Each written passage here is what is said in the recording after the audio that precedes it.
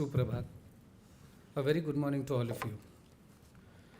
Honorable Chancellor, Dr. Deepak Tirak Sir, Honorable Vice Chancellor and Dean of Department of Mass Communication and Journalism, Dr. Geetali Tirak Madam, Honorable Vice President, Dr. Rohit Tirak Sir, Honorable Trustee and Chairman, Executive Committee, Tirak Maharashtra Vidyapith, Dr. Pranati Tirak Madam, Chief guest for today's ceremony, Honorable Shri Radhakrishna Vikhe Patil, Member of Maharashtra Legislative Assembly and the Revenue Minister. Guest of honor, Mr. Mahesh Malpathak, Head, India West and Mobility Sector for India, British Standard Institution. Mr. Anil Kadam, Branch Head, Pune, BSI. Respected Dr. Abhijit Joshi Sir, Acting Registrar, Tirak Maharashtra Vidyapith.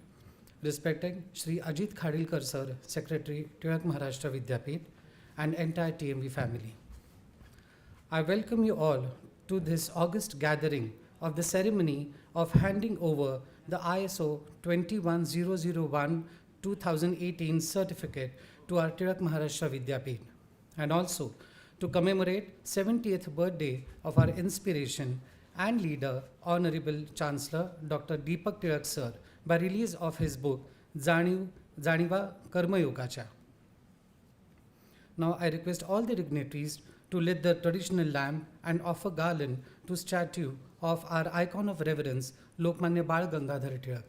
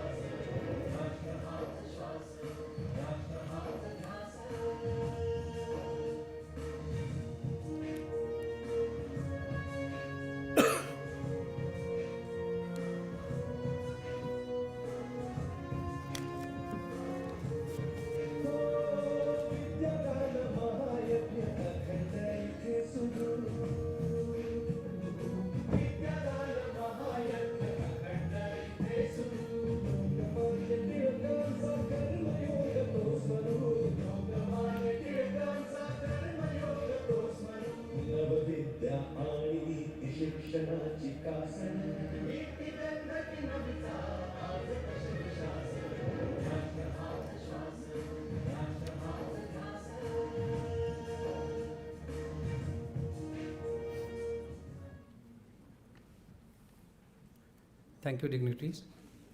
We are very fortunate to have a galaxy of eminent people on the dais today, and we are highly honored to have Honorable Shri Radhakrishna Vikhe Patil Sir as our chief guest today for this ceremony. He is the member of Maharashtra Legislative Assembly and our Revenue Minister. Now may I request Dr. Rohit Tirak Sir, Vice President, Tirak Maharashtra Trust, to felicitate our chief guest, Honorable Shri Radhakrishna Vikhe Patil Sir.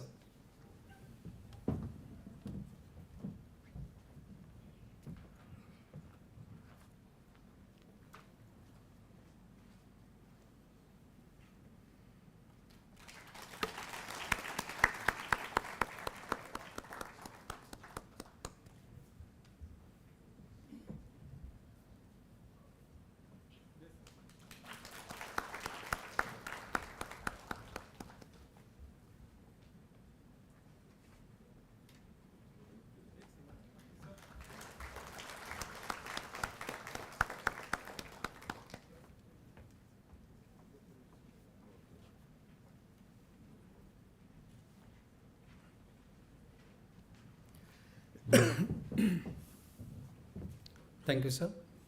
Now, may I request Honorable Vice Chancellor Dr. Geetali Tirak Madam to felicitate our guest of honor, Mr. Mahesh Malpathak, Head, India West and Mobility Sector for India, BSI.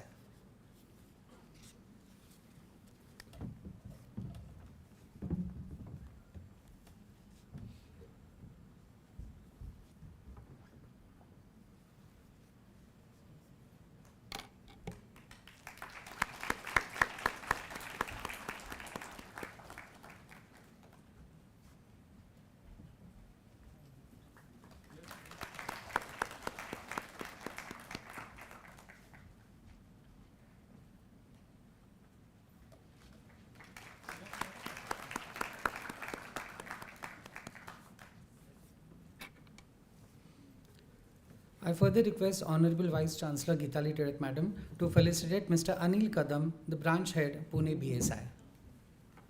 So may I request you to please come on the dais.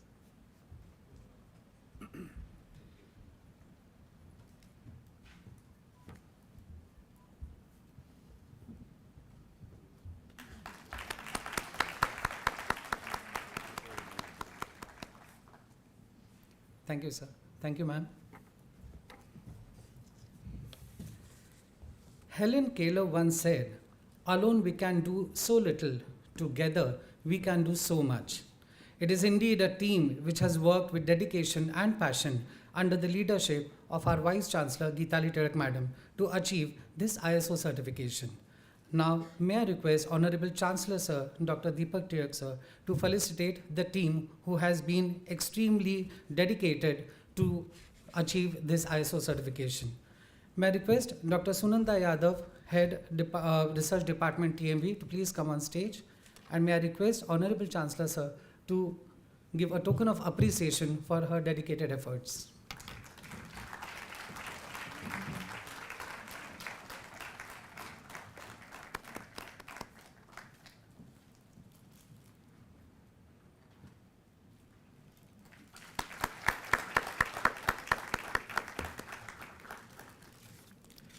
May I now request Mr. Atif Sunke to please come on the dais.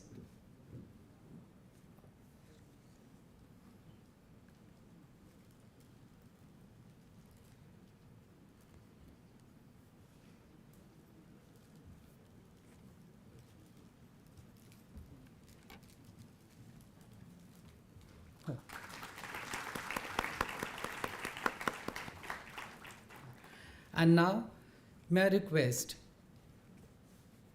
Mr. Prakash Pethe sir to please come on the dais.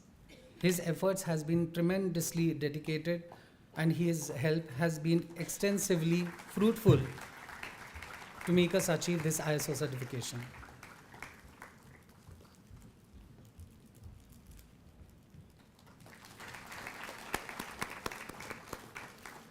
Thank you, sir.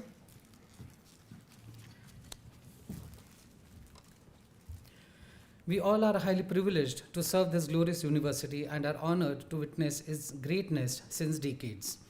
Today, under the outstanding leadership of Honorable Chancellor Dr. Deepak Tirak Sir, Tirak Maharashtra Vidyapeeth stands firmly on the principles laid down by Lokmanya Tirak.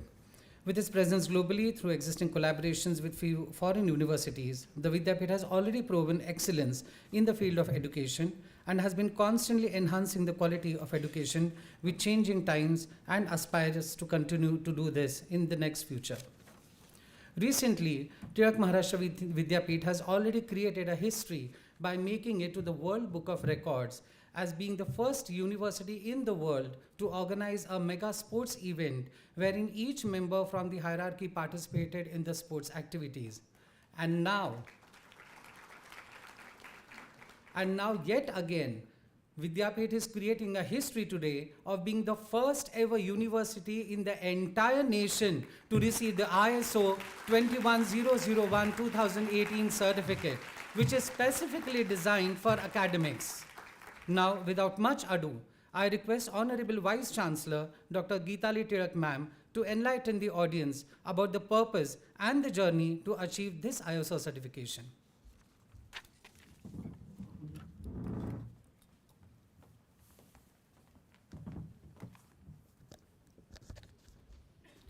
Honorable Chief Guest Sri Radhakrishna Vikhe Patil, Honorable Chancellor Dr. Deepak Tirak, Business Head and Mobility IMETA Head Mr.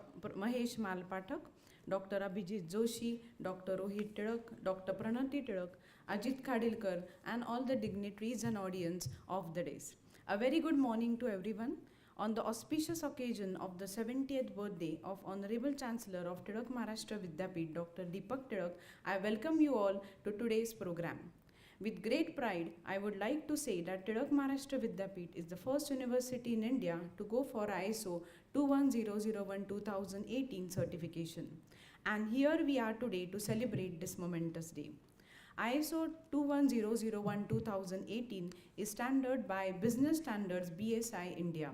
ISO 21001-2018 is a management system specifically designed for education organizations including universities, colleges and schools. BSI is pioneer and world leader in standards, training and certifications for 121 years with 95,000 clients across 196 countries. Mr. Anil Kadam, Senior Assessor BSI, conducted the assessment, and after the successful demonstration of implementation by the Tirak Maharashtra Vidyapeeth team, the organization was recommended for ISO 21001-2018 certification. The ISO 21001-2018 is the internationally recognized standard for quality management systems. It provides a framework and set of principles that ensure a balanced approach to management activities to consistently achieve stakeholders' satisfaction. ISO is a non-governmental organization that determines specifications for services and systems for quality and efficiency. Standards set forth by ISO are valuable to the beneficiaries as they have strict requirements that institutions must meet. In today's globalized world, organizations want to be recognized, known for adhering to quality assurance and maintaining standards. The ISO certification establishes credibility and trust among the stakeholders. ISO certification in the field of education guarantees the entity meets global standards for education. For the first time in India, the International Organization for Standardization has conferred ISO 21001-2018 certification to an Indian university, Tirak Maharashtra Vidyapeeth. So let me brief you about the vision of the Vidyapeeth. It is to impart national education through a fine blend of traditional and modern teaching, as well as to democratize quality higher education by empowering the masses and reaching the unreached. Tirak Maharashtra Vidyapeeth has a rich legacy of 101 years and is dedicatedly serving the nation by imparting national education. It was established on 6th May 1921 as an educational memorial for Lokmanya Bal Gangadhar Tirak, the father of Indian unrest and an advocate of national education. Lokmanya Tirak, in his fourfold formula, advocated the causes of Swarajya, Swadeshi, boycott, and national education. Since its inception, Tirak Maharashtra Vidyapeeth has its prime focus on imparting national education to improve teaching techniques as well as to support research activities in various fields and to focus on non-conventional educational aids. In the view of the significant contribution made by the Vidyapeeth in the areas of Sanskrit, Ayurveda and social sciences, it was awarded the status of deemed to be university in the year 1987. With this conferment of deemed to be a university status, the Vidyapeeth gained recognition at the national level. Since its inception, Tirak Maharashtra Vidyapeeth, the public funded university, had world-renowned scholar Sri Shankaracharya Shankar Bharati as its first chancellor. During the pre-independence period, degrees awarded in the faculties of arts, management, commerce and engineering as well as research work in Sanskrit and Ayurveda were world recognized. Similarly, in the post-independence period, the degrees of Tirak Maharashtra Vidyapeeth were equivalent to the degrees of any other statutory universities. Bal Gangadhar Tirak's idea of national education encompassed emphasis on self-reliance, a mix of skill and knowledge for employability. and a combination of traditional and modern education for a progressive nation, which is akin to what is expounded in the National Education Policy 2020.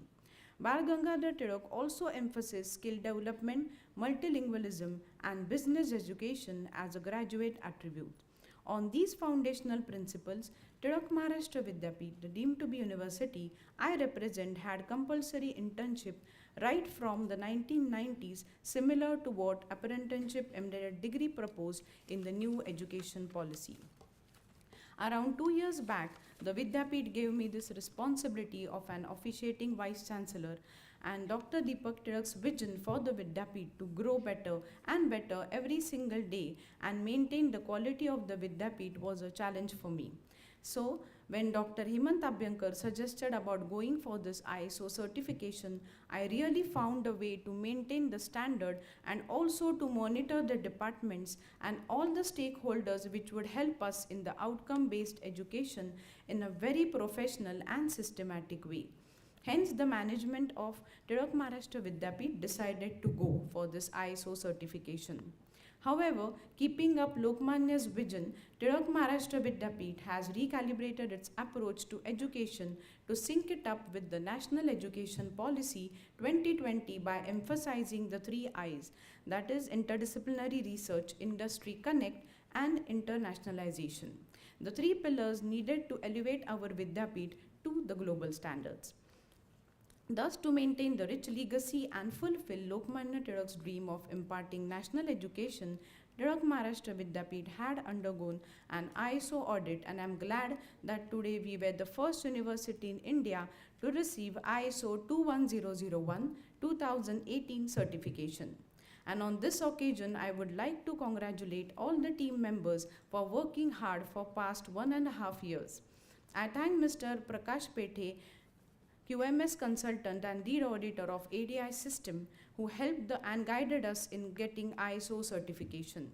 A special mention of Dr. Sunanda Yadav, our quality coordinator, Atif Sunke, for working sincerely throughout this process, and Dr. Asmita Dani, who represented the registrar's office. Shri Ajit Khadilkar for the administration and other academic and non-academic departments for helping us through this journey. I know this journey was tough, but we all sailed through it and finally got this success. एक छोटं मला सांगावंसं वाटतं या ठिकाणी की ISO आपण एवढ्या कमिटीज आत्तापर्यंत बघितल्या, आता आपण सगळे पेपर वर्कमध्ये आणि ह्याच्यात इतका वेळ घालवतो, पण एक पिक्युलर गोष्ट जी ISOत मला आवडली ती म्हणजे की स्टेक होल्डर्सचं म्हणजे पिऊनपासनं चॅन्सलरपर्यंत सगळ्यांना विजन काय आहे विद्यापीठाचं हे माहिती करून देणं.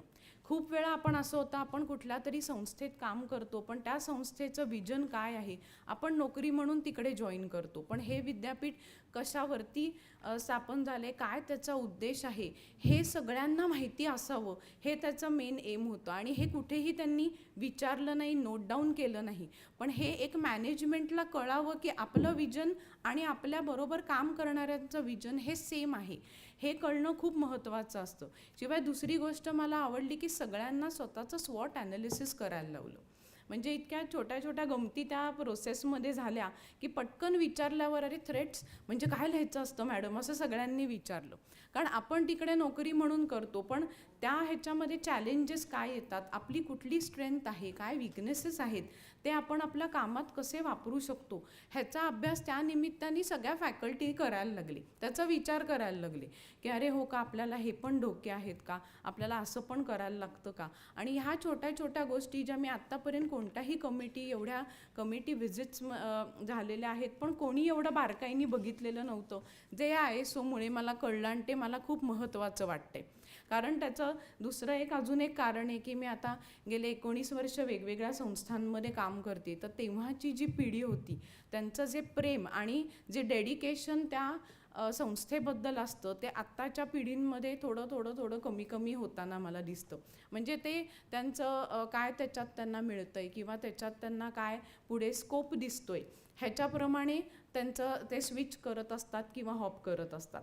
पण ह्या निमित्ताने जेव्हा ते स्वॉट ॲनालिसिस आमच्यापर्यंत पोचतं किंवा त्यांचे अजून काही अपॉर्च्युनिटी स्ट्रेट्स आमच्यापर्यंत पोचतात, त्यांच्या कंप्लेंट्ससुद्धा त्यांनी बारीक बारीक ज्या त्यांनी कधी वाचल्या नाहीत पण त्यांना त्या लिहायला लावल्या, ज्या मॅनेजमेंटपर्यंत पोचल्या, तर किती पण एम्प्लॉईज असे असतात ज्यांना सांगायचं असतं पण ते आमच्यापर्यंत पोचत नाहीत.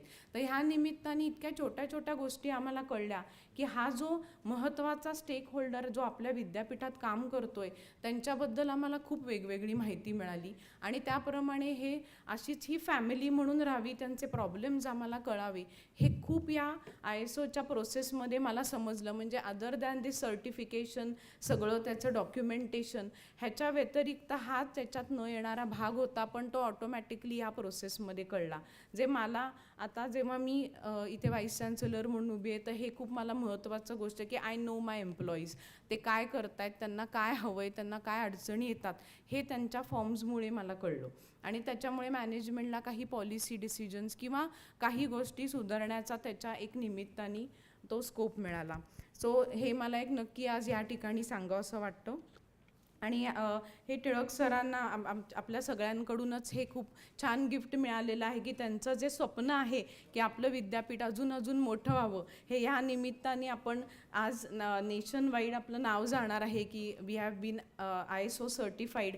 हे आपल्या सगळ्यांकडून त्यांना बेस्ट गिफ्ट आहे असं मला वाटतंय. आणि I assure that we will strive hard to maintain and impart this national education in future too, sir. I once again welcome you all and extend my gratitude and congratulate the team members who handled the ISO committee meticulously. Thank you.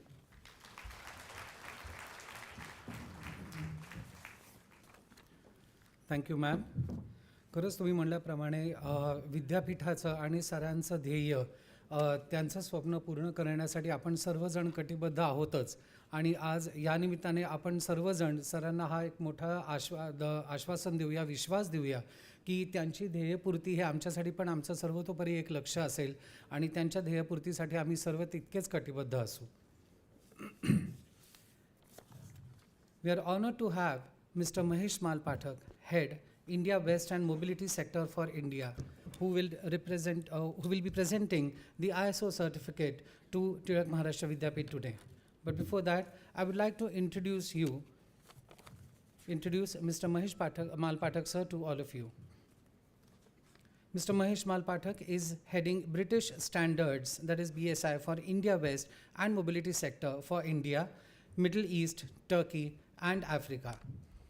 He is a production engineer, IRCA lead auditor, IRCA tutor, global witness auditor, and veto reviewer for international standards like IATF, ISO 14001, and ISO 45001. In his career span of 26 years, he has spent 19 years in certification business, conducted more than 3,500 audits and more than 500 training programs across India, United States, United Kingdom, Europe, Middle East, Africa, Russia, China, and other Asia-Pacific countries. He has spent almost 14 years now in BSI, and since then, he has been engaged into various techno-commercial, managerial, and leadership roles. Sir, I once again welcome you, and I request you to share your words of wisdom with us.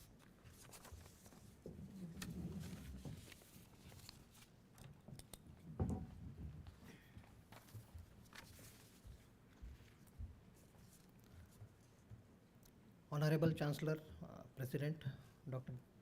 Deepak Tilak, Honorable Minister of Revenue Maharashtra, Shri Radhakrishna Vikhe Patil, Honorable Vice President Dr. Rohit Tilak,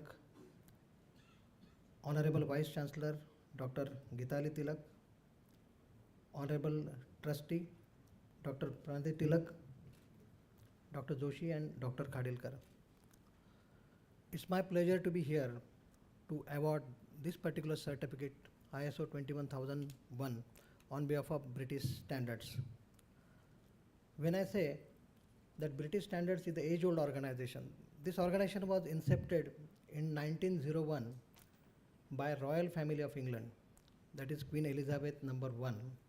So out of 60 businesses that family is having, this particular organization, British Standards, is the number one business, and that was the first business they have started with. British Standards was incepted. The sole purpose was writing the standards, and this organization has written so far 96,000 standards in product, processes, and systems across the world. And that is the reason, being the oldest standard writing body, we have all sort of supremacy in terms of standard writing, training, and certification. But when I say that British Standards is a very heritageous organization, Tilak Maharashtra Vidyapeeth is equally heritageous organizations, and it's our honor to be here to certify them for 21001. Since its establishment in 1921, Tilak Maharashtra Vidyapeeth has demonstrated its strong commitment to resilience, striving, and continual improvement, and we are proud to be a part of this particular journey. At BSI, we empower our clients to become ready for what is next by shaping, sharing, and embedding industry best practices. We improve organizations' resilience by providing tools and techniques so that they are equipped to meet the challenges of today and tomorrow. Both innovation and resource management are two important elements of organizational resilience.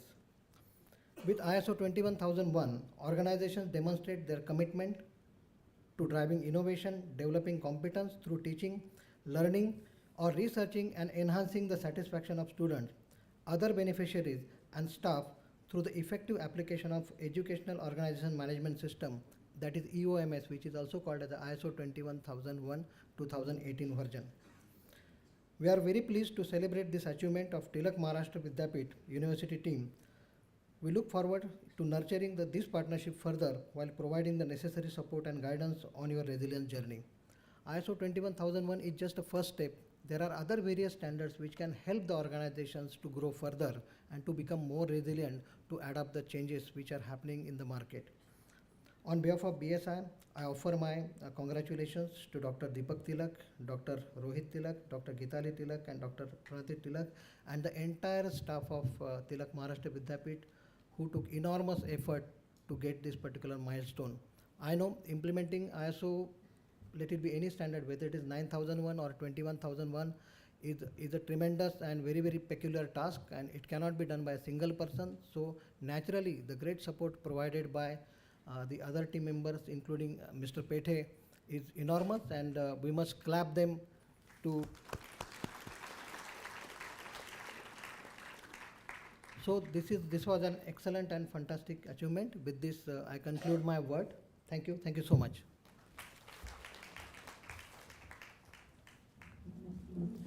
Thank you, sir. Thank you so much.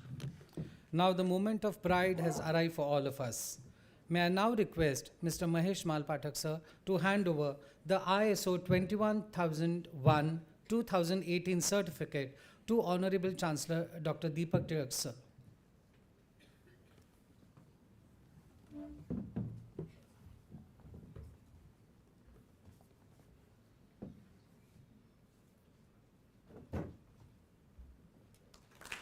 A big round of applause for this history being created by TMV.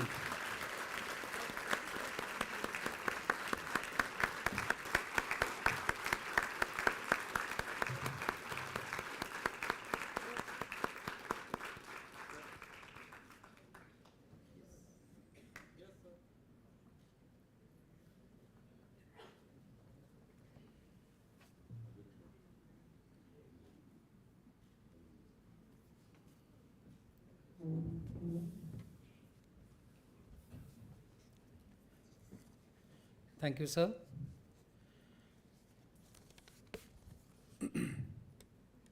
Now we move ahead to the ceremony to commemorate 70th birthday of our inspiration and leader, Honorable Chancellor Dr. Deepak Tilak, sir, by the release of his book, जाणीवा कर्मयोगाच्या. आता मी वसुंधरा Kashikar madam यांना विनंती करतो की त्यांनी पुढच्या कार्यक्रमाची सूत्र आपल्याकडे घ्यावी.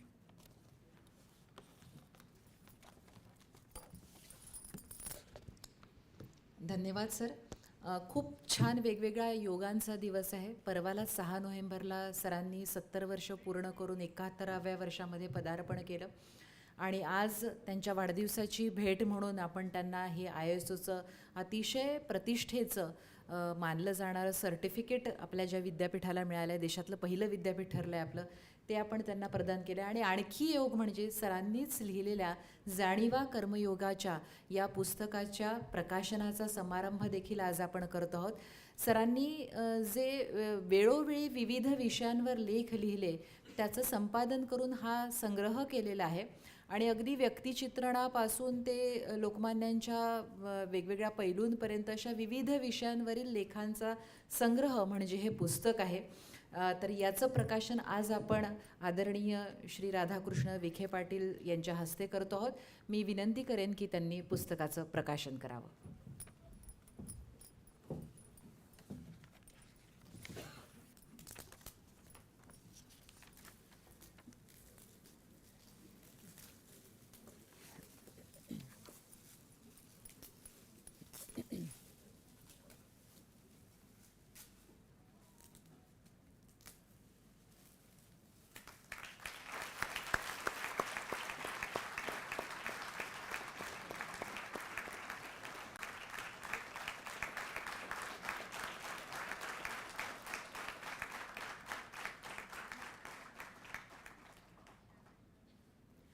गीतेची जी मांडणी आहे ती प्रत्येक भाष्यकारांनी वेगवेगळ्या दृष्टिकोनातून केली. मात्र लोकमान्य टिळकांनी गीतेतला कर्मयोग सांगितला की कर्म हे महत्त्वाचं आहे. आणि डॉक्टर दीपक ज टिळक सर यांनी आपल्या संपूर्ण जीवनामध्ये तो कर्मयोग आचरलेला आहे. त्यांच्या त्या पुस्तकाचं नावही म्हणूनच खूप वैशिष्ट्यपूर्ण ठरतं, जाणीवा कर्मयोगाच्या.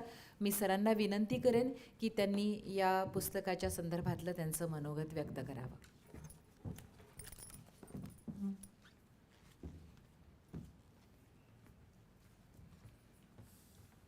आजचे प्रमुख पाहुणे आदरणीय विखे पाटील, तसंच ISO सर्टिफिकेशनचे पाठक, या ठिकाणी उपस्थित असलेले मंचावरचे सर्व माझे सहकारी गीताली, रोहित, प्रणती, अभिजित जोशी, खाडीलकर आणि या सभागृहात उपस्थित असलेले सर्व मान्यवर व सहकारी. हे पुस्तक या निमित्ताने 70च्या माझ्या वाढदिवसाच्या निमित्ताने प्रकाशित करावं असं काही दिवसापूर्वीच ठरवलं होतं मी. आणि हे वेगवेगळे लेख आहेत, हे एकसंघ पुस्तक नाही. वेगवेगळे वेळोवेळी मी लिहित गेलो. दिवाळी अंकाच्या निमित्ताने लिहिलं, इतर काही निमित्ताने लिहिलं. आणि ते लिहित असताना त्यात एक काही धागासुद्धा मला आपोआप त्या लेखनात येत गेला. त्याचं प्रमुख कारण असं आहे की मी गेली काही वर्ष खरं म्हटलं तर लोकमान्य टिळकांना समजायचा प्रयत्न केला, त्यांच्याबाबत खूप वाचायचा प्रयत्न केला. आणि ते समजायचं असतील तर गीतारसही वाचावं लागतं. त्याच्यामुळे गीतारसही वाचलं. आणि त्याच्यातून सोपं करून काय आपल्याला पुढल्या पिढीला देता येईल अशा तऱ्हेचं ते खूपसं लेखन आहे. त्यातले लेखही तशाच पद्धतीने आहेत.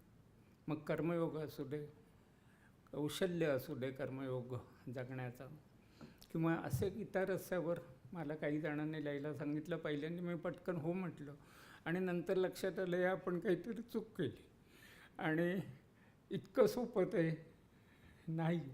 आणि त्याच्यामुळे मग खूपच मला वाचत बसावं लागलं, अनेक रेफरन्सेस वाचावे लागले. तसंच टिळकांबाबत लिहिताना सुद्धा अनेक पैलू असे दरवेळेला मला मिळत गेले की त्याच्यावर स्वतंत्र लिहावं असं वाटलं. काही 2 पुस्तकं मी प्रसिद्धही केली आहेत वेगळी, की जी फक्त लोकमान्यांची आणि टिळक आणि माध्यम एवढा नुसता एक विषय घेतला तरी मग ते पुस्तक मी अगोदरच हे केलं आहे. 100 वर्ष लोकमान्यांच्या मृत्यूला 20 साली झाली, त्यानिमित्ताने काही लेखन मी करत होतो. तसंच विद्यापीठाला 100 वर्ष झाली, त्यानिमित्ताने 21 साली त्याचाही इतिहास आपण प्रसिद्ध केला आहे. त्याच्याकरता एक इथले जे काही माझे अनुभव आहेत ते मी लिहून काढले. किंवा रोज सोसायटी जी माझ्या वडिलांनी हे केली, त्याला 60 वर्ष या वर्षी झाली आणि डिसेंबरमध्ये त्याचं प्रदर्शनही मोठ्या प्रमाणावर आहे. ऑल इंडिया कॉन्फरन्स त्यानिमित्ताने. त्याच्यावेळी मग ते म्हणाले की याच्याबाबत काहीतरी लिहा. त्याच्यामुळे लहान होतो मी त्यावेळेला, परंतु पुढल्या सगळ्या वर्षात जे काही मला आठवत होतं किंवा जे वाढत गेलं की रोज सोसायटीसारखं एक साधं हौसेतून निर्माण झालेली सोसायटी, जी केसरीमध्ये ऑफिस त्याचं होतं सुरुवातीला, नंतर ते टिळक स्मारकमध्ये गेलो, परंतु त्याच्यातून रोजगार किती निर्माण झाला. इथे साधं एक पॉलिथिन बॅग मेथड म्हणून एक जोशी यांनी एक मेथड काढली की प्लॅस्टिकच्या पिशवीत साधी काडी गुलाबाची खोचायची आणि त्याच्यावर नंतर कलमं करायची. त्याच्यामुळे ते सोपं झालं. नाही तर वाकून खाली बसून एवढी कलमं करणं हे खूप अवघड होतं. ते पटकन टेबलवर घेता येतं, त्याचा डोळा भरता येतो, त्याला बांधता येतं आणि त्यातून पुण्यात आज कोट्यावधी रुपयाचा अक्षरशः रोजगार निर्माण झाला. एवढा व्यवहार होतो की एवढा आपल्याला कल्पनाही नाही. म्हणजे पुण्यात असूनसुद्धा आपल्याला कळू शकत नाही की अक्षरशः एकरावारी गुलाबाची फुलं या ठिकाणी लावण्यात आली आहेत आणि त्याच्यातून खूप मोठा रोजगार या ठिकाणी निर्माण झाला आहे. जे एका हौसेतून फक्त हे झालेलं होतं की सगळ्या गुलाबप्रेमींनी एकत्र यावं, प्रदर्शन भरवावं, लोकांनी पाहावं, एवढी एकच हौस होती. त्याच्यातून निर्माण खूप मोठं झालं. अशा अनेक ज्या काही माझे अनुभव होते अशा संस्थांवरही लिहिलं. काही आत्मसुखीय माझे गेले त्यांच्यावर लिहिलं, माझ्या वडिलांवर लिहिलं. ते सगळे लेख यात आहेत. पण प्रामुख्याने या सगळ्याचा जो धागा लोकमान्यांच्या जीवनात जो आहे, कर्मयोगाचा आहे, गीतारस्याची जी बैठक आहे, त्याच्याबाबत मी लिहित गेलो आणि ते मला पुन्हा अजूनसुद्धा त्याच्यावर खूप लिहावंसं वाटतं. कारण ते जे शब्द आहेत त्यावेळेला लोकमान्यांनी वापरलेले, ती मराठी भाषा आता समजत नाही, आपण सहजतेने वापरत नाही. त्याच्यामुळे काहीतरी जर सांगायला गेलो तर पटकन तो कळत नाही. म्हणजे अनेक जण माझ्याकडून येतात गीतारस, आजही अनेक लोक घेऊन जातात आणि नंतर मग हे करतात. जरा अवघड वाटतं कारण ती भाषा समजत नाही. म्हणजे नुसतं धर्म म्हटलं तर आपण धर्माचा वेगळाच अर्थ लावतो, परंतु जे आपलं कर्तव्य आहे, जे काय आपण करतो तो म्हणजे धर्म, हे लोकमान्य त्या ठिकाणी सांगतात. योग म्हटलं की आपल्याकडे पातंजली योग डोळ्यापुढे येतो, परंतु पातंजली योग म्हणजे हा योग नाही. जे काही आपलं काम आपण करतो त्या डुईंग, हे त्याला फार असं म्हणता येईल, ते म्हणजे तो योग. आणि त्याचं कौशल्य चांगल्या तऱ्हेने ते कसं आपण आपल्या जीवनात आणू शकू, वापरू शकू. आपलं जी काही हे कामं करावीच लागतात. कारण लोकमान्यांचा तो पहिलाच सिद्धांत आहे की संन्यास वगैरे याने काही भागत नाही. जर सगळे संन्यास घ्यायला लागले तर मग कोण भिक्षा तरी कोण देणार आपल्याला. हे त्याच्यामुळे काम हे प्रत्येकाला करावं लागतं. अगदी शंकराचार्यांनी सुद्धा मठ स्थापन केले ठिकठिकाणी. कशाकरता केलं तर संन्यासच घ्यायचा होता, तर ते काही करायची गरज नव्हती. त्याच्या टिळक असं एका ठिकाणी म्हणतात की मला मोक्ष नको, कारण शेवटी मोक्ष पारलौकिक जीवनाच्या याच्यात मोक्ष हे अंतिम ध्येय आहे. पण ते म्हणतात मला तो नको, कारण तो माझा मग स्वार्थ ठरेल की माझ्या वैयक्तिक स्वतःपुरता मला मोक्ष घ्यायचा आणि मी या पुनर्जन्म किंवा या सगळ्या बाहेर पडायचं. त्याच्यापेक्षा मला पुन्हा पुन्हा जन्म घेऊ दे आणि पुन्हा पुन्हा मला लोकांकरता काम करू दे, हे एका ठिकाणी लोकमान्यांनी म्हटलं आहे. याचाच अर्थ असा की कर्म हे सारखं करत राहायला पाहिजे. ते चांगल्या तऱ्हेने आपल्या हातून घडावं, त्याच्यातून वाईट कर्म सुरू होऊ नये. आणि ते जर वाईट सुरू झालं तर पुढे त्याचं वाईटच होत जातं आणि ते परत आपल्यालाच भोगावं लागतं, कदाचित ह्या जन्मातच भोगावं लागतं. असं अनेक ठिकाणी उदाहरण आहे. पण ह्या तरुण पिढीला आज हे विषय वाटत नाही. मलाही माझ्या तरुणपणी असलं काही ऐकायला वगैरे काही आवडत नव्हतं, परंतु हे आत्तासुद्धा सांगण्यासारखं आहे. त्यांना त्यांच्या भाषेत सांगायला पाहिजे आणि ते काम अजून खरं म्हटलं तर अपुरं आहे असं मला वाटतं. ते अजून सोपं करून सांगायला पाहिजे, परंतु सोपं करून सांगणं हे खूप अवघड होतं. कारण आजच्या कल्पना बदलल्या, समाज बदलतो. समाज किती बदलतो की लोकमान्य टिळकांनी तेव्हा जे एक लेख आहे माझा त्या याच्यात लोकमान्य टिळक आणि समाज सुधारणा, त्यावेळचा समाज आणि आत्ताचा समाज किती फरक आहे. जेव्हा आपण इतिहास पाहतो तेव्हा इतिहास पाहत असताना तो जो त्यावेळचा समाज आहे त्याचाही विचार करावा लागतो. त्यावेळची परिस्थिती काय होती, का त्यावेळेला स्त्रियांचं अर्ली मॅरेजला हे झालं आणि कायदा झाला. लोकमान्यांचा कायद्याला विरोध होता. त्या लहानपणीच लग्न करा याला विरोध नव्हता. उलट ते म्हणत होते त्या कायद्यापेक्षा 2 वर्ष अजून पुढे म्हणत होते की हे नाही, यावर्षी लग्न मुलींचे व्हायला पाहिजे. शिक्षणाचंही वेगळं म्हणत होते, कारण त्यावेळे हातात कुठं होतं. 14व्या वर्षी एकदा मुलीचं लग्न करून दिलं की त्याच्यानंतरचं ती शिकेल का नाही शिकेल, काय होईल, हे त्याच्यानंतर तिचं सासरचं लोक ठरवणार होते. बाकी कोणाच्या हातात ते नव्हतं. त्याच्यामुळे तिला मग काय अशा तऱ्हेचं शिक्षण द्यायला पाहिजे हे लोकमान्यांनी त्यावेळेला सांगितलं. आज ते गैरसमजाने वेगळं म्हटलं जातं.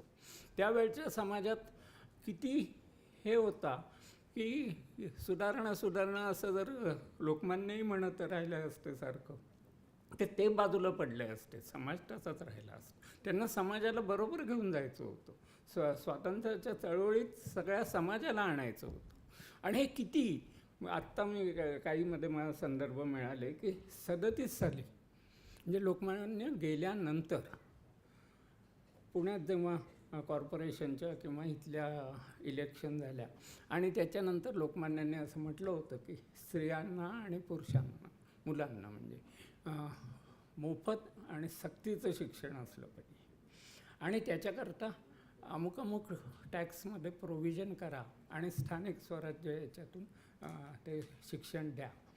हे जे होतं 37 साली जेव्हा मीटिंग झाली आणि हे मांडण्यात आलं की आपण मोफत शिक्षणाचं हे टिळकांनी तेव्हा म्हटलं आहे आपण हे द्यायला पाहिजे आणि विरोध झाला.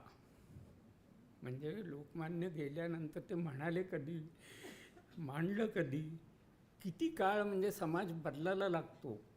37 साली याला विरोध झाला की हवं तर पुरुषांना मुलांना देऊ, मुलींना काही द्यायचं मोफत शिक्षण वगैरे गरज नाही, अशा तऱ्हेचं हे झालं आहे. तेव्हा जे विठ्ठलरामजी शिंदे होते त्यांनी फक्त याची मागणी लावून धरली आणि त्यांच्याबरोबर एक महिला कार्यकर्त्या होत्या.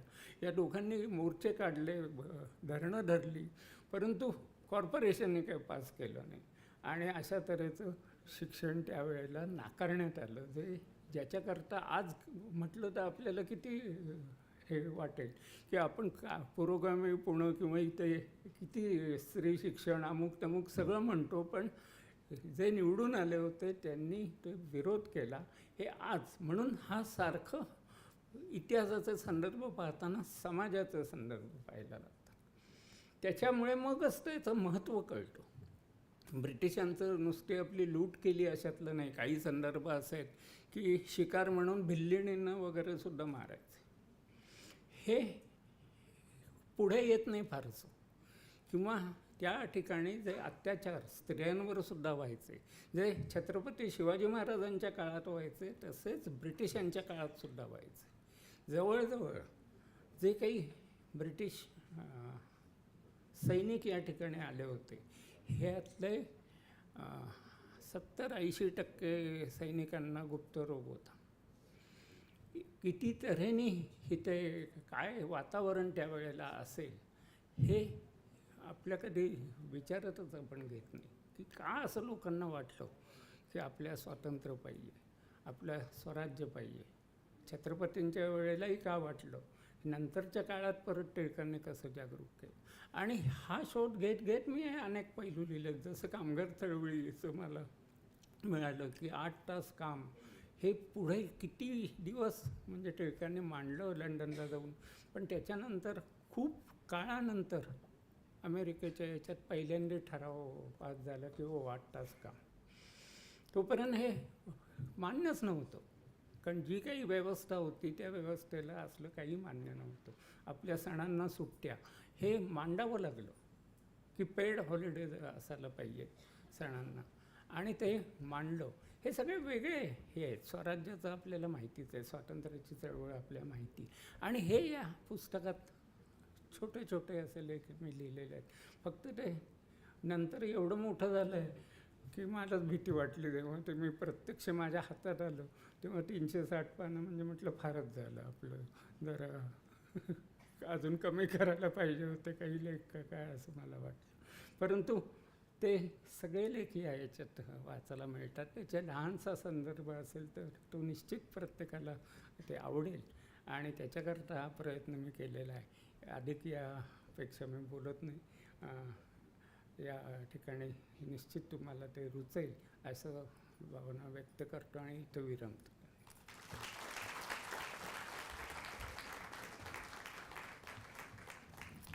जाणीवा कर्मयोगाच्या या पुस्तकाचं नेटकं संपादन केसरीचे पुरवणी संपादक श्री रामदास नेहुलकर सरांनी केलेलं आहे.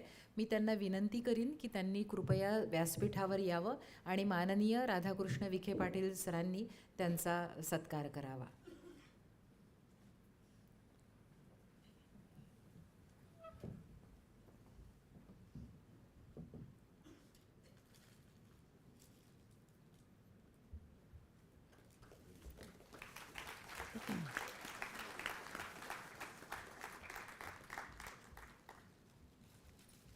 संपादनाचं काम अतिशय कठीण असतं, कारण नेमका कोणता भाग गाळायचा, कोणता भाग ठेवायचा, कुठली भर अधिक घालायची हे निर्णय संपादकाला घ्यावे लागतात. तर त्यामुळे मोठं काम रामदास नेहुलकर सरांच्या हातून झालेलं आहे.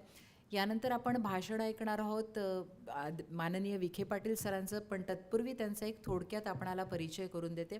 माननीय श्री राधाकृष्ण विखे पाटील सर सध्या महाराष्ट्राचे महसूल मंत्री आहेत. त्याचसोबत त्यांच्याकडे पशुसंवर्धन, दुग्धव्यवसाय विकास ही खाती आहेत. अहमदनगर आणि सोलापूर जिल्ह्याचे ते पालकमंत्री आहेत आणि मार्च 1995 पासून ते सातत्याने विधानसभा सदस्य आहेत. वेगवेगळ्या संस्थांची अत्यंत महत्त्वाची पदं त्यांनी भूषवलेली आहे. मला नेहमी कोणाचाही परिचय करून देत असताना टेक्निकल परिचय करून देण्यापेक्षा काहीतरी वेगळं त्या व्यक्तीबद्दल सांगता आलं तर ते जास्त महत्त्वाचं वाटतं.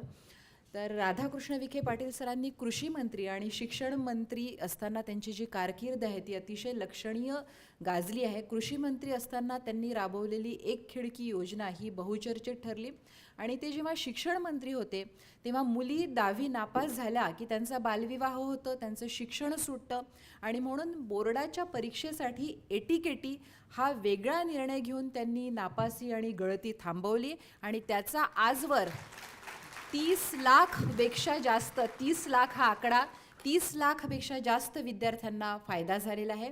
संत साहित्याचा अभ्यासक्रमामध्ये समावेश व्हावा यासाठी त्यांनी पाठपुरावा केला आहे. पुण्यासाठी महत्त्वाचं म्हणजे काही वर्षांमध्ये मध्यंतरी महिलांच्या संदर्भामध्ये विशेषतः IT क्षेत्रात काम करणाऱ्या काही दुर्घटना घडल्या होत्या, बलात्कार असतील किंवा छेडखानी असेल. त्यांनी कॅप पॉलिसी आणल्यामुळे IT सेक्टर सुरक्षित झालं आणि IT सेक्टरमधल्या महिला रात्री निर्धोकपणे प्रवास करू लागल्या. याचं श्रेय त्यांना जातं. 11वी 12वीची परीक्षा ही ॲडमिशन प्रक्रिया ही पारदर्शक व्हावी म्हणून त्यांनी ती ऑनलाईन केली, आणि त्यासाठी त्यांना त्यावेळेला प्रचंड विरोध पत्करावा लागला होता, पण आज त्याचे फायदे दिसत आहेत. महाराष्ट्रातलं पहिलं आंतरराष्ट्रीय कृषी प्रदर्शन त्यांनी भरवलं, आणि मला सांगायला खूप आनंद आणि अभिमान वाटतो की 9 ऑगस्ट 2022ला त्यांनी महसूल मंत्री म्हणून खात्याचा कारभार स्वीकारल्यानंतर अवघ्या 3 महिन्यामध्ये महाराष्ट्रासारख्या मोठ्या राज्यातले जे सगळे महसूल विभाग आहेत त्यांनी तब्बल 3 वेळा पिंजून काढलेले आहे. आणि व्यक्ती म्हणून त्यांची काही वैशिष्ट्य जी सगळी आपण सुद्धा ज्याला म्हणता येईल की आपण घ्यायला पाहिजे. प्रचंड डाएट कॉन्शियस आहेत सर.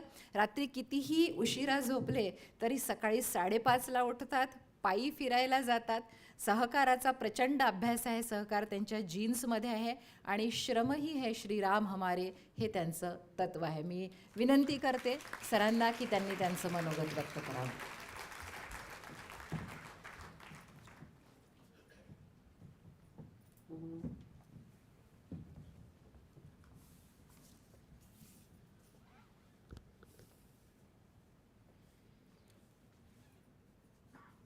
टिळक महाराष्ट्र विद्यापीठाचे कुलपती सन्माननीय आदरणीय डॉक्टर दीपकजी टिळक, विद्यापीठाच्या कुलगुरू डॉक्टर गीताताई टिळक, संस्थेचे उपाध्यक्ष माझे मित्र रोहितजी टिळक, संस्थेच्या विश्वस्त डॉक्टर प्रणिती टिळक, देशाचे बिझनेस हेड ISO नामांकन आता ज्यांनी आपल्या संस्थेला दिलं ते सन्माननीय महेशजी मालपाठक, संस्थेचे कुलसचिव अभिजितजी जोशी, संस्थेचे सचिव अजयजी खाडीलकर, उपस्थित सर्व संस्थेचे पदाधिकारी आणि उपस्थित बंधू भगिनी, आज टिळक महाराष्ट्र विद्यापीठाचे कुलपती आदरणीय डॉक्टर दीपकराव टिळक यांच्या वाढदिवसाच्या निमित्तानं आयोजित अतिशय आगळ्या वेगळ्या समारंभासाठी उपस्थित राहताना मला अतिशय आनंद होतो आहे आणि अभिमानही वाटतो की त्यांच्या नेतृत्वाखाली देशातलं हे पहिलं विद्यापीठ आहे ज्याला ISO मानांकन आज या ठिकाणी मिळालेलं आहे. म्हणून सर आपलं मनापासून आम्ही अभिनंदन करतो. ISO 2101 21,001 आणि 2018 हे मानांकन आपण प्राप्त केलेलं आहे आणि विद्यापीठाच्या या झालेल्या गौरवाबद्दल आदरणीय टिळक साहेबांच्या बरोबर सर्वच विद्यापीठाच्या पदाधिकाऱ्यांचं, प्राचार्यांचं, प्राध्यापकांचं, कर्मचाऱ्यांचं सुद्धा मी मनपूर्वक अभिनंदन करतो. आज या निमित्तानं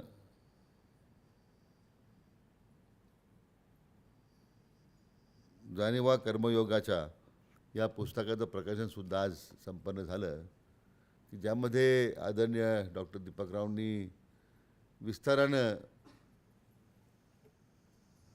आपले सर्वांचे श्रद्धेय लोकमान्य टिळकांच्या आठवणी अतिशय आवर्जून त्याच्यामध्ये वेगवेगळे संदर्भ देत इतिहासाचे, देशाच्या स्वातंत्र्य लढ्याचे, अनुषंगिक त्याबद्दलचे त्यांनी जे अभिप्राय दिलेले व्यक्त केलेले आहेत.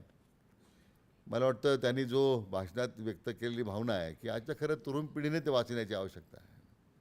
त्यांनी स्वतःबद्दल सांगितलं की मी तरुण असतानासुद्धा फारसं त्याचा विचार करत नव्हतो, परंतु हे वास्तव आहे की आजच्या बदलत्या युगामध्ये विशेष करून सोशल मीडियाचा प्रभाव एवढा झालेला आहे की आपण शेजारी बसलो तरी एकमेकाशी बोलत नाही, आपण मोबाईलशीच बोलत असतो.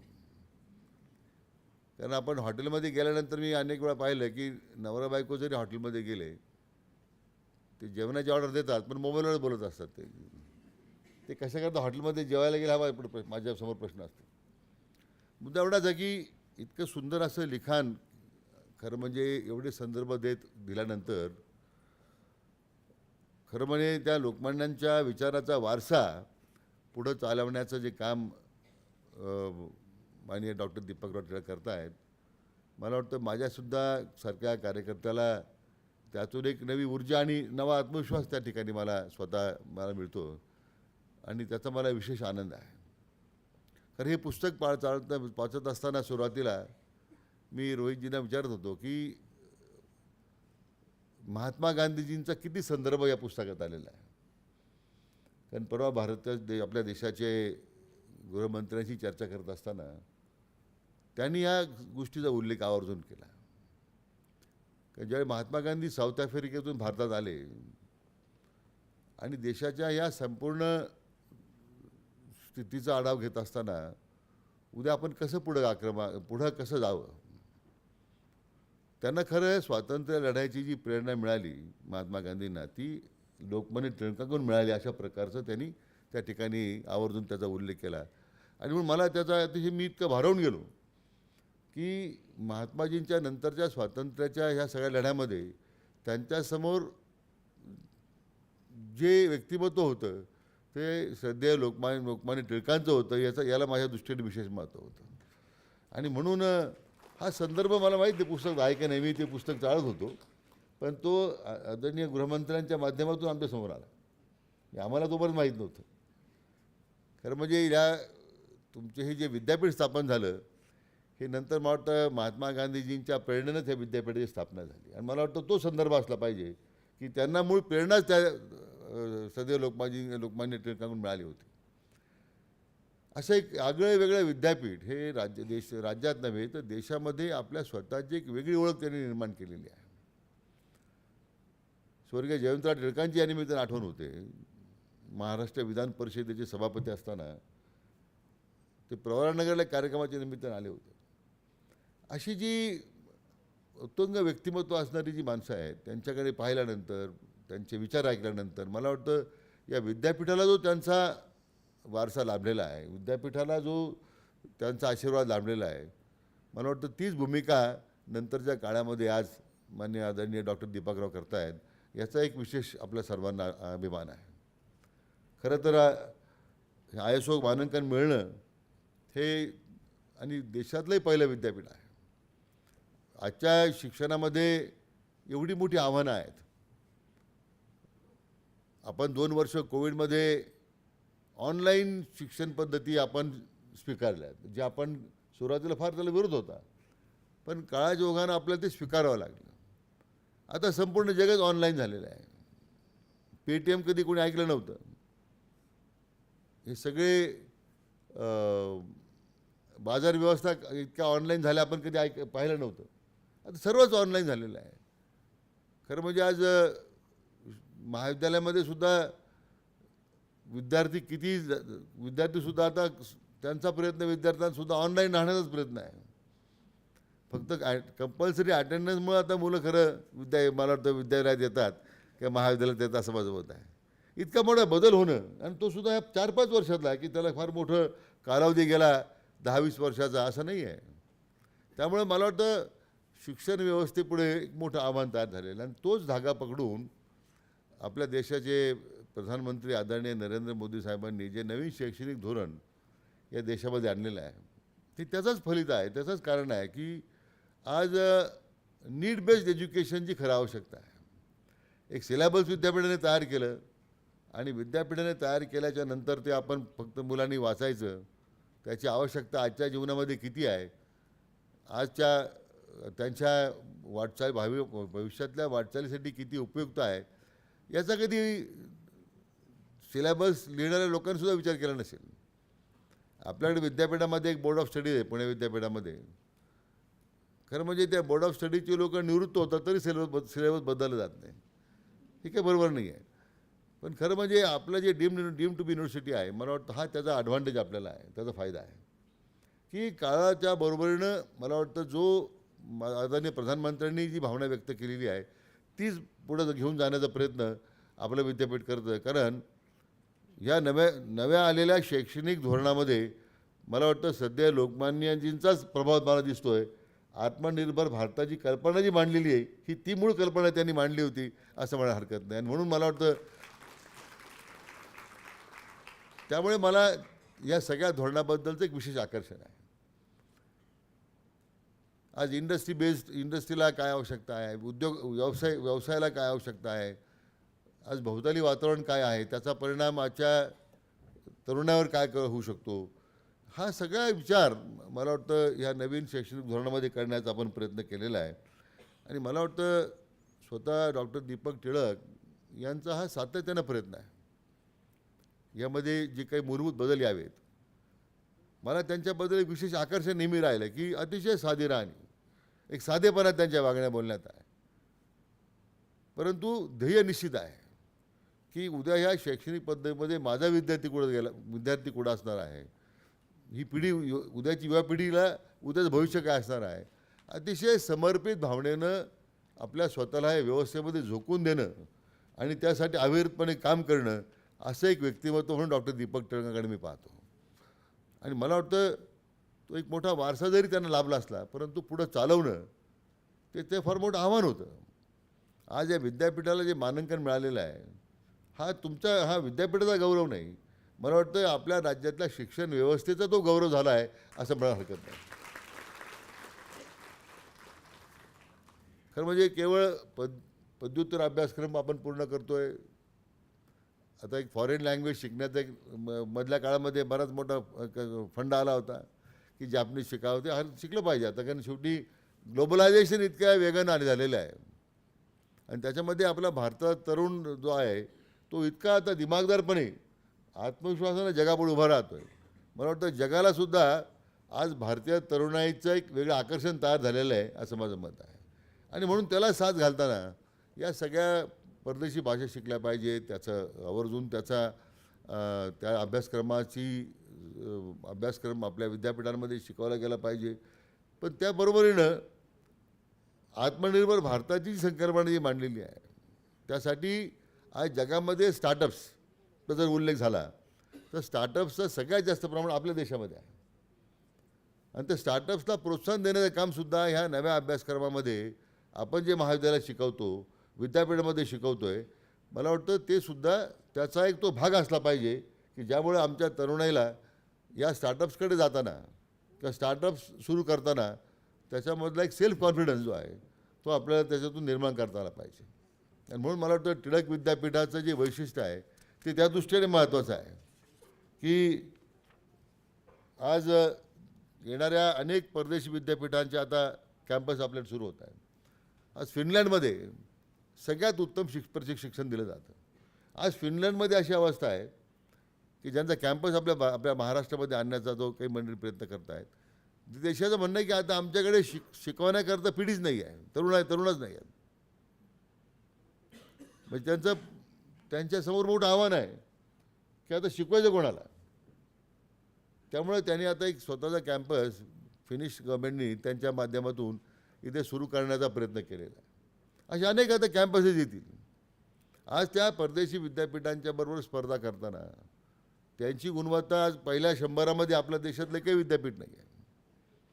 वर्ल्ड रँकिंगमध्ये जे 100 विद्यापीठ आहे त्यामध्ये आपलंही काही विद्यापीठ नाही आहे.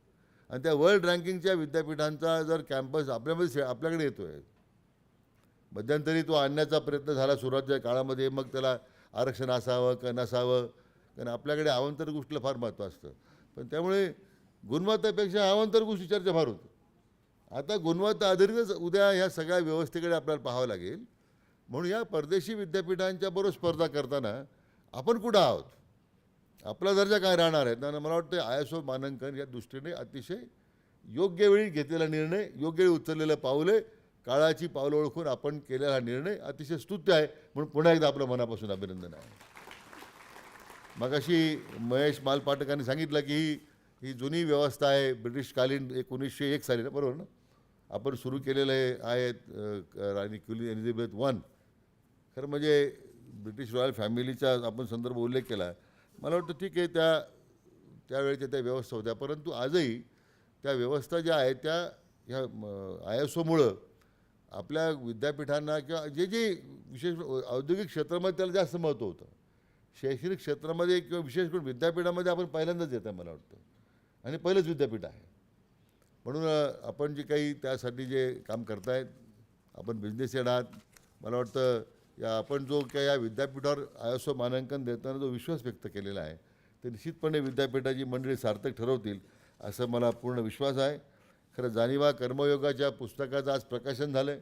ते कारण मी सकाळपासून पुस्तक मागत होतो, पण मला ते अजून प्रकाशन झालेलं नाही आहे, म्हणून मी ते काही वाचलेलं नाही आहे.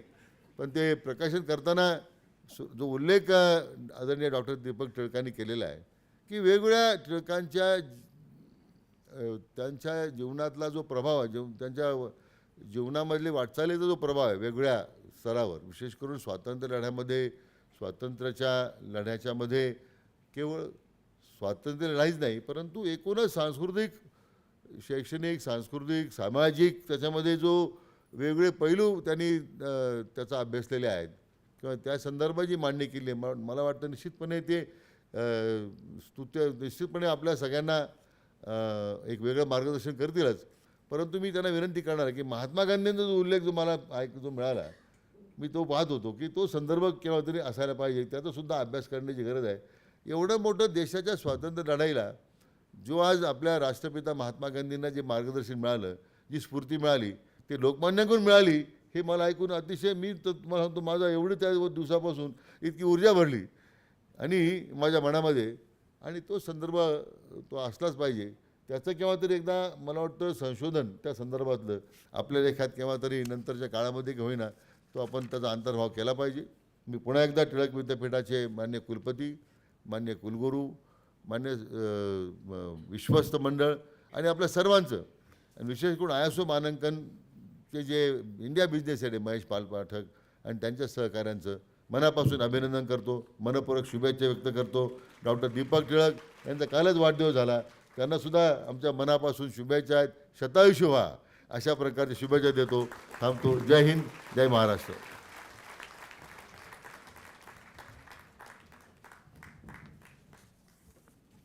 धन्यवाद सर. धन्यवाद सर.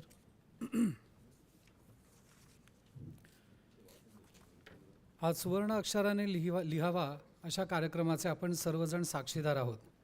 टिळक महाराष्ट्र विद्यापीठाच्या वाटचालीत आदरणीय कुलपती सरांचे योगदान आणि मार्गदर्शन वाखाणण्याजोगे तर आहेच, पण आपल्याला त्यांचे हे मार्गदर्शन असेच अनेक वर्ष मिळत राहावे अशी मी ईश्वरचरणी प्रार्थना करतो. थोरा मोठ्यांचे आभार नाही तर खरं आशीर्वाद मागायचे असतात, पण काही वेळा औपचारिकता आड येते. आज या कार्यक्रमासाठी प्रमुख अतिथी म्हणून लाभलेले श्री राधाकृष्ण विखे पाटील साहेब यांचे सर्वांच्या वतीने मी आभार मानतो. अतिशय व्यस्त आणि कार्यमग्न दिनचर्येतून त्यांनी वेळ काढला आणि इथे उपस्थित राहिले त्याबद्दल साहेब तुमचे मनापासून आभार. आणि तुम्ही आत्ताच नमूद केल्याप्रमाणे की ISO हे विद्यापीठाचेच नाही तर आपल्या महाराष्ट्राचे आणि संपूर्ण देशाचे गौरव आहे. हे तुमचे जे तुम्ही आमचं कौतुक केलं आहे त्यामुळे आम्हाला सर्वांना अजून यश संपादन करण्याची ऊर्जा प्राप्त होईल. त्याचबरोबर महेश पालपाठक सर, श्री अनिल कदम सर, तुमचेही मनापासून आभार. आणि विद्यापीठाला यापुढेही ISO संदर्भात तुमचे सतत मार्गदर्शन आम्हाला लाभेल याची आम्हाला खात्री आहे. ISO सर्टिफिकेट मिळवण्यासाठी अथक परिश्रम करणारे पेठे सर, सर्व शिक्षक आणि शिक्षकेतर कर्मचाऱ्यांचे मनापासून धन्यवाद. तुमच्या परिश्रमांचे आज सर्वार्थाने फळ मिळाले असं मला वाटतं. आपल्या आदरणीय कुलगुरू डॉक्टर गीताली टिळक मॅडम यांच्या ध्येयासक्तीला आमचा त्रिवार वंदन. तुमच्या सततच्या मार्गदर्शनामुळे आज टिमोवीला हा ऐतिहासिक क्षण अनुभवता येत आहे, त्याबद्दल तुमचे अतिशय मनापासून अभिनंदन आणि आभार. तसेच विद्यापीठाच्या अनेक कार्यक्रमात आणि कार्यामध्ये मोलाचे मार्गदर्शन करणारे आमचे आदरणीय डॉक्टर रोहित टिळक सर आणि आदरणीय डॉक्टर प्रणती टिळक मॅडम तुमचेही मनापासून आभार. तसेच माननीय डॉक्टर अभिजित जोशी सर, माननीय श्री अजित खाडीलकर सर, माननीय डॉक्टर अस्मिता दाणी मॅडम तुमचे सर्वांचे मनापासून आभार. आणि अर्थात इथे उपस्थित असलेल्या आणि आत्ता यूट्यूबच्या माध्यमातून आपला हा कार्यक्रम बघत असलेल्या टिळक महाराष्ट्र विद्यापीठाच्या कुटुंबाच्या सर्व सदस्यांचे मी मनापासून आभार मानतो. तुम्हा सर्वांच्या परिश्रमामुळे आपल्या विद्यापीठाची यशाची कमान अशीच उत्तरोत्तर चढत राहो आणि आपली प्रगती होवो अशीच ईश्वरचरणी मी प्रार्थना करतो. कुणाचा उल्लेख राहून गेला असेल तर मी क्षमा मागतो. आपल्या सर्वांचे पुन्हा एकदा धन्यवाद. आणि आता मी कार्यक्रम संपला असं जाहीर करतो. धन्यवाद. कृपया मान्यवर सभागृहातून जाईपर्यंत आपण सर्वांनी स्थानस्थच राहावे. मान्यवरांना सभागृहातून बाहेर गेल्यानंतरच आपण सर्वांनी जायचं.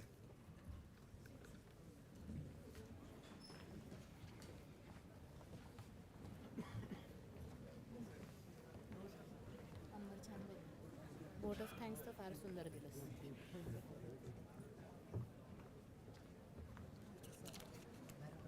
खूप छान झालं.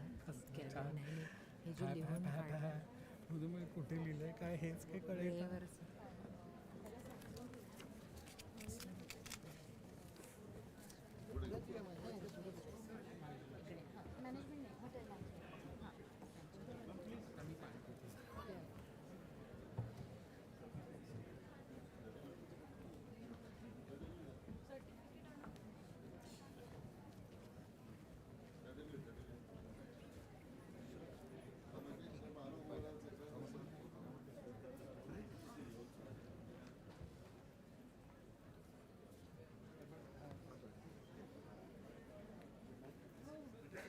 हे बाळा एक फोटो काढायचा साहेबांच्या बरोबर. हो सर. साहेबांना नाही नाही तिथं कोण काढणार कोण ठीक आहे आपलं कुठे आज आपलं दुसरा माणूस कोण आहे.